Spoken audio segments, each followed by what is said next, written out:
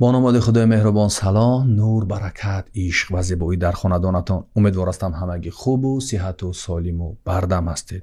بسیارها به جای آنکه به کار خودشان مشغول باشند، به خودشان مشغول باشند، خودشان رو بسازند، کارشان رو پیش برند و تلاشی زیادتر برای رشد کردن، پیش رفتن و تغییر در زندگیشان بکنند، مشغول میشوند به کار دیگران، مشغول میشوند به اندیشه دیگران و کار میکنند که از پس دیگران یک کار بدی رو انجام بدین، یک کار ناروایی رو انجام بدین، یک کار ناسزایی رو انجام بدین، چون طبیعتشان این است، چون ذاتشان این است. اون پرنده که جسارت دارد به عقاب حمله کند، این زاغ است، ولی آن هم میگویند از پیش به عقاب حمله نمیکند.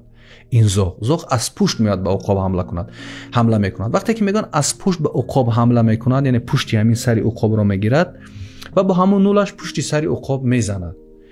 میگن عقاب به جای اینکه خود رو به زمین بزند، به جای اینکه پرخاشگری کند، یعنی این طرف و آن طرف دست و پا بزند و زاغ رو از خودش دور کند، میگن این کارو نمیکند. عقاب پرواز میکند در مسیر خودش، در راه خودش و اوج میگیرد تا بلندی ها، تا جای میرسد که دیگر نفس کشی برای این زاغ باقی نمیماند. یعنی عقاب تا جای میرسد که دیگر نفس کشی برای این زاغ باقی نمیماند و زاغ میافتد و به هلاکت میرسد.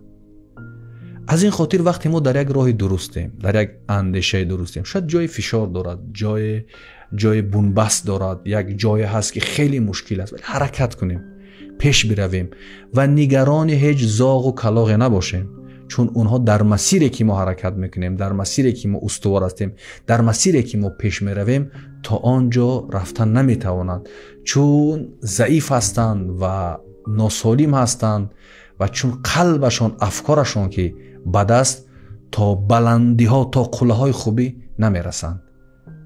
باقی پیروز و سالم و بردم و خوشبخت و خوشحال و خوش روزگار بمانید.